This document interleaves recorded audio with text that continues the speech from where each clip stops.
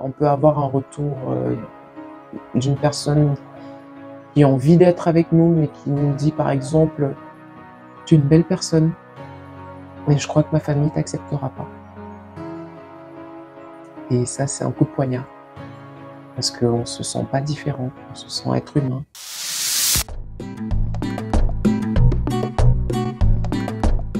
Alors, je m'appelle Karine, je suis une jeune femme atteinte d'albinisme et maman de 4 enfants, dont une atteinte d'albinisme aussi, oculocutané, l'albinisme qui correspond, enfin qui concerne beaucoup plus les personnes d'origine africaine. Et donc cette,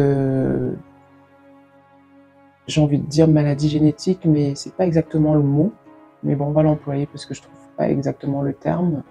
Cette maladie génétique en fait se traduit par une peau très blanche, des cheveux d'une teinte soit très blond, soit jaune des fois. Nous sommes intolérants, voire carrément allergiques au soleil. Parce qu'une personne atteinte d'albinisme en fait a un manque de mélanine. Du coup, on a les yeux très clairs, et ces yeux très clairs ont tendance à être à avoir une basse vision, voire même très basse, pour certains. Donc pour parler de mes origines, alors je suis d'origine camerounaise, de père et de mère, issue d'une très grande famille. On était, je pense, une trentaine d'enfants, dont 4 atteints d'albinisme, et j'étais la seule fille. Mes parents m'ont beaucoup choyée, et du coup j'ai grandi dans un cercle familial très aimant, et étant aussi l'avant-dernière, voire dernière fille, parce qu'après moi il y a un garçon, j'ai profité des privilèges dus à ma position. Et en plus de ça, avec l'albinisme, c'était en fait, je vivais dans un cocon en fait. Et mon enfance a été bercée vraiment par l'amour et l'attention de mes parents. Autrement, aujourd'hui, en tant que femme, en tant que mère, j'ai réalisé en fait que je pouvais apporter quelque chose à la société actuelle. Je pouvais partager mon expérience en tant que femme albinos. Je pouvais dire aux gens qui je suis, ce que je représente, ce que c'est l'albinisme, et surtout parler de tolérance. Expliquer que ce n'est pas, en fait, certes une maladie, parce que ça se traduit comme ça, mais ça ne nous empêche pas de vivre normalement. Ça ne nous empêche pas d'avoir les mêmes envies, les mêmes goûts, les mêmes activités. Bon, si ce n'est que quand il fait très soleil, on ne va pas sortir non plus, parce qu'on doit se protéger. Et donc voilà, et aussi mon combat en fait, j'appelle ça combat parce qu'aujourd'hui je suis maman d'une petite fille atteinte d'albinisme. Je veux lui apporter en fait toutes les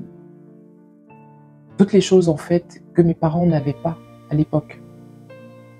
Toutes les évolutions qu'il y a eu au niveau, tant au niveau social, au niveau médical, au niveau culturel. Il y a tellement de possibilités aujourd'hui pour une personne atteinte d'albinisme, alors que, je veux dire, à mon époque, c'était pas connu. Il n'y avait pas eu une parole, et grâce aux réseaux sociaux, grâce à Internet, on peut se renseigner, on peut savoir où aller. La personne atteinte d'albinisme, en fait, comme je disais, la conséquence de l'albinisme peut être aussi est surtout la malvoyance. Et donc, quand on est malvoyant et qu'on vit, par exemple, en Afrique, on a tendance à être déscolarisé. On a tendance à être marginalisé, mis de côté, en se disant, vu qu'il est handicapé, vu que il ou elle ne peut pas voir plus loin que le bout de son nez, ne fera rien de sa vie, donc on va la mettre à la maison.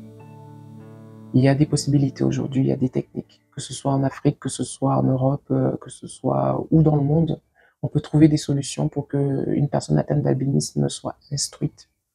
Parce que l'instruction, c'est la clé de l'avenir. Et du coup, quand on ne l'est pas, on passe à côté de beaucoup de choses. J'ai beaucoup réfléchi à la question, et j'ai pas une mission en fait, j'en ai plusieurs. Ma première, c'est celle d'être une bonne mère pour mes 4 enfants.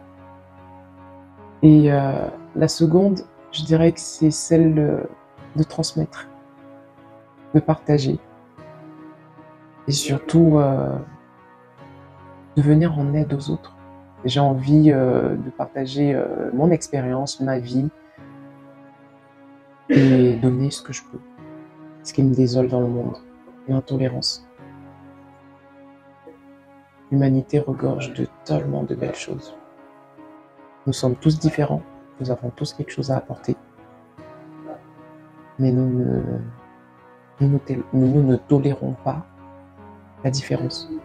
Nous n'acceptons pas souvent la différence, et c'est dommage. Maintenant, en tant que femme albinos, le plus difficile en fait, c'est lorsqu'on découvre en fait sa différence, selon le regard des autres, parce qu'on ne se sent pas différent tant qu'on n'a pas fait attention au regard des autres. Donc, quand on le remarque, on a tendance à mal le vivre, et tout dépend de l'âge qu'on a à ce moment-là. Et en tant que femme albinos, la plupart du temps, c'est souvent la relation avec l'autre. Les relations amoureuses sont très difficiles. Parce que la question de la différence se pose toujours. La question de est-ce qu'il va m'assumer? Est-ce qu'il va assumer ma différence? Est-ce qu'il va m'accepter? Est-ce que sa famille va m'accepter? Voilà les questions qui se posent à chaque fois. Et voilà pourquoi beaucoup de relations soit ne commencent même pas, soit n'aboutissent pas. Pourtant, on peut avoir un retour d'une personne qui a envie d'être avec nous, mais qui nous dit par exemple « Tu es une belle personne, mais je crois que ma famille ne t'acceptera pas. »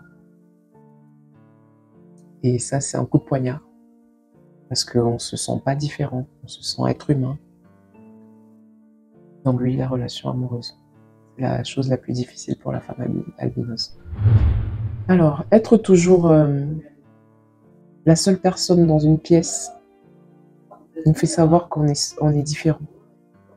Alors comment j'ai compris que j'étais différente, c'est que du plus loin que je me souvienne, j'étais la seule petite fille albinos de mon école primaire. De la maternelle jusqu'au collège, je crois pas avoir croisé un autre enfant atteint d'albinisme en fait. Et quand bien même j'en croisais, on avait tendance à se fuir entre nous. On partait en courant. C'était drôle, hein, mais enfant, je me rappelle quand je croisais une autre personne qui était atteinte d'albinisme, et pourtant à la maison, j'avais mes frères. Moi, j'étais à l'aise avec ça, mais j'avais des cousines, par exemple, que quand elles arrivaient à la maison et qu'elles me voyaient moi, elles partaient en courant, parce qu'elles n'avaient pas l'habitude de voir une autre personne comme elles. Donc, être toute seule dans sa classe, toute seule dans son école, ensuite toute seule dans son collège, et ainsi de suite. C'est rare de tomber sur une personne atteinte d'albinisme, et comme je disais, aujourd'hui, les réseaux sociaux nous permettent justement de faire cette différence-là. On peut se voir, on peut se regrouper, on peut se parler. Aujourd'hui, j'ai un réseau, ce que j'avais pas avant, j'étais toujours toute seule. Et j'étais celle qui était différente. Aujourd'hui, je suis en paix avec moi-même. J'ai traversé des périodes de déni, des périodes de rejet. Mais c'était pas parce que je ne m'aimais pas. C'est le regard, comme je dis, des autres. C'est le fait d'être pointé du doigt. Et donc, toutes ces périodes-là m'ont fait douter de ma personne, m'ont fait douter de l'amour que mes parents m'ont transmis. Mon père me disait toujours, tu es un diamant, tu es ma princesse. Il me disait des mots comme ça. Et ne laisse jamais personne te faire croire que tu ne peux pas ou tu ne vaux pas les autres.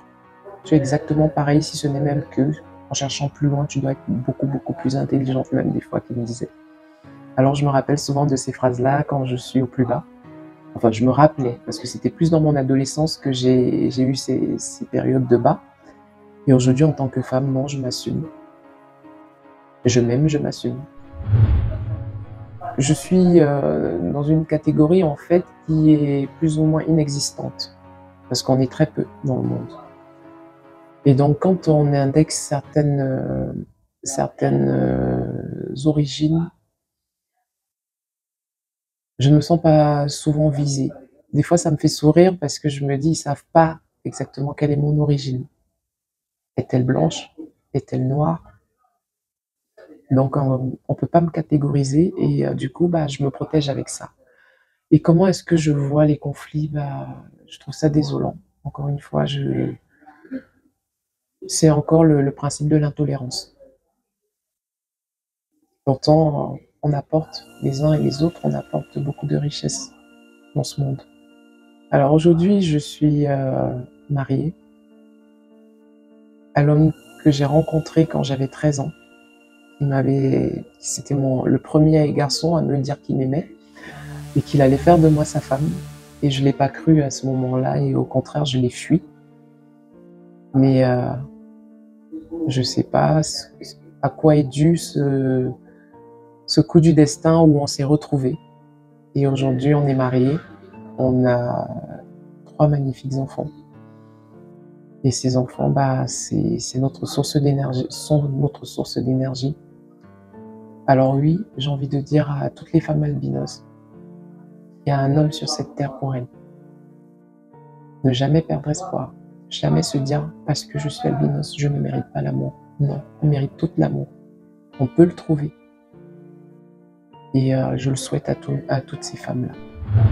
Des fois, dans certaines situations, on peut se sentir exclu.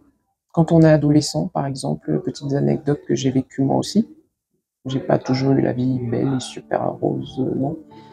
Petite anecdote, quand il y avait des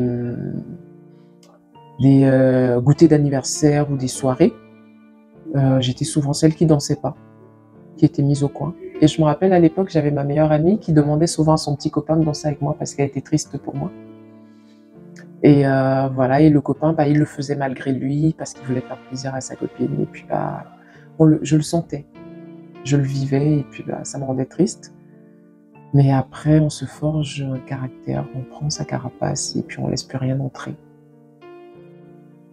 Et on commence à danser même tout seul ou toute seule. Et tant pis pour les autres. Voilà comment je suis passée à côté de l'exclusion. Par exemple pour les anniversaires. Et maintenant dans la société, non. Non, parce que je ne me sens pas différente, donc je vais là où j'ai envie d'aller. Et je fais ce que j'ai envie de faire. Peu importe ce que les autres pensent, ou tant que ça m'est pas interdit par rapport à ma santé. Donc par exemple le soleil ou autre, non, je fais ce que tout le monde peut faire. Là, je vais faire un retour en Afrique. Pourtant, je n'y vis plus depuis plus de bientôt 30 ans. Mais je vais parler de l'Afrique parce que c'est là-bas qu'il y a vraiment besoin. Il faut intégrer les personnes atteintes d'albinisme dans la société. Il faut arrêter de les rejeter. Ou les tribus qui ont des rites, soi-disant la personne ou l'enfant albinos veut apporter la chance. Ce sont des mythes, ça n'existe pas. Nous sommes des enfants comme tous les autres. Nous sommes des êtres humains comme tous les autres. On a peut-être notre petite étoile, comme tout le monde. Mais il faut qu'on sensibilise. Il faut qu'on explique, qu'on éduque. Qu'on explique aux gens, aux parents. Parce qu'il y a des parents qui tuent leurs enfants. Parce qu'ils n'en veulent pas. Il y a des tribus qui rejettent. Parce qu'ils n'en veulent pas.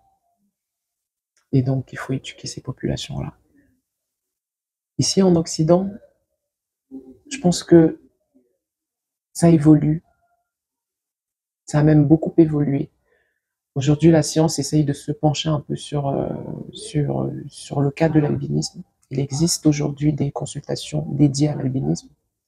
Il existe une grande association qui vient en aide aux personnes atteintes d'albinisme, et que ce soit en France ou voire même en Belgique pour certains. Et elle œuvre bien. Alors oui, ce genre d'association, ce serait bien qu'il y en ait en Afrique, dans tous les pays africains. Parce que l'albinisme, en fait, c'est une particularité en Afrique. Et c'est une richesse. Alors oui, la société doit se pencher sur ce cas-là, pour sauver ces enfants qui sont maltraités. Une petite anecdote, même une très marrante. J'ai savouré à chaque fois les 4 naissances que j'ai eues. Parce que sur la table d'accouchement était allongée une dame à peau blanche qui accouchait des enfants à peau noire. Et à chaque fois, la tête des sages-femmes, quand elles me sortaient mon bébé, j'oubliais ma douleur et j'oubliais que Je me moquais d'elle, en fait, parce qu'elle me disait, elle regardait mon bébé, elle me regardait moi, elle regardait sans oser me demander, mais comment ça se fait? Et surtout qu'on voyait le papa qui était, on s'attendait à un enfant métis. Mais non, mes filles sont nées à la peau noire. Et à moi d'expliquer, bah, en fait, vous voyez, je suis pas blanche. Et donc, à chaque fois, je souriais. Mais à la naissance de ma dernière fille, c'est moi qui étais surprise. Quand elle est née, j'ai pas su. J'ai pas su que ma fille était atteinte d'albinisme, en fait. Je me suis dit, elle a la peau trop claire. C'est normal, dans ma famille, il y en a plein comme ça. Mon père était très clair de peau. Et là, on me met mon bébé sur le ventre et bah, il a fallu que je fasse une photo que j'envoie à une cousine à moi qui me rappelle. Elle me dit, Karine, c'est pas vrai. T'en as eu une. Je dis, une quoi? Elle me dit, mais t'as pas vu que ta fille, c'est ton portrait craché? Je dis, bah si, ça peut être mon portrait craché, mais alors? Et là, elle me dit, mais tu te vois pas en elle? Et là, je regarde ma fille et c'est là que je constate que oui, effectivement, elle a les cheveux très très jaunes. Mon médecin traitant aujourd'hui, quand elle m'a vu arriver avec Lucie et tout, elle m'a dit, j'ai plus de place, mais vous, je vous garde. Parce qu'elle est curieuse de voir l'évolution de Lucie, elle connaissait pas. Et aujourd'hui, comme elle est enseignante aussi, elle l'apprend à ses élèves. Elle ouvre ce chapitre-là qui n'est jamais ouvert en fait. Alors, en ce qui concerne Lucie, alors qu'il y a 3 ans et demi, atteinte d'albinisme, en fait, Lucie, elle a deux facettes de moi. Elle a la maman très aimante, très protectrice, très attentionnée. Et elle a aussi la maman qui la pousse au maximum. C'est-à-dire qu'en fait, j'explique tout le temps à Lucie que elle va devoir donner 2 fois plus. Il faut qu'elle soit courageuse. Il faut qu'elle se laisse pas faire. Parce que la vie ne fera pas de cadeaux. Et elle aura des difficultés. Elle pourra pas faire le métier qu'elle voudra. Elle pourra pas toujours suivre ses passions. Parce que des fois, les passions ne seront pas adaptées à elle. Donc, Lucie, bah, elle a cette partie-là de moi aussi qui est exigeante. Elle a un sacré caractère et je sais qu'elle va s'en sortir, ça, j'ai pas de souci là-dessus. Mais je la forme pour qu'elle affronte en fait les réalités et même sa différence avec force et courage. Ni blanche ni noire pour moi. Je suis albinos. Lucie, elle me dit, maman, je suis jaune. Pour l'instant, elle n'a pas encore conscience de sa différence, je pense. Elle le ressent parce que, comme hier, par exemple, elle me disait, j'ai pas eu le droit d'aller jouer dans la cour, il y avait trop de soleil et toutes mes copines étaient dehors. Donc à cause de ça, bon, ça la rend triste, on l'occupe comme on peut. Et voilà où elle voit déjà sa différence. Je crois que la source de mon bonheur, ce sont mes enfants. Je puise ma force en eux. Quand je me lève le matin, je sais pourquoi je le fais. Et elles me le rendent bien. Ma fille est née aujourd'hui, j'en suis fière, elle est en bac+5. C'est une maman atteinte d'albinisme, malvoyante, qui a dû se battre et qui l'a élevée. Beaucoup penseront que je suis utopique, mais le seul message que j'ai envie de transmettre aujourd'hui, c'est aimons-nous, acceptons-nous, découvrons ce qui est différent. La différence apporte toujours un plus. Pour moi, le monde, il serait meilleur si on pouvait se tenir à la main, comme souvent on a vu les campagnes de pub de certaines associations. Mais on sait bien que dans la vraie vie, c'est pas ça. Mais je fais partie de ces personnes qui ont l'espoir qu'un jour, on s'acceptera tous et on vivra tous ensemble.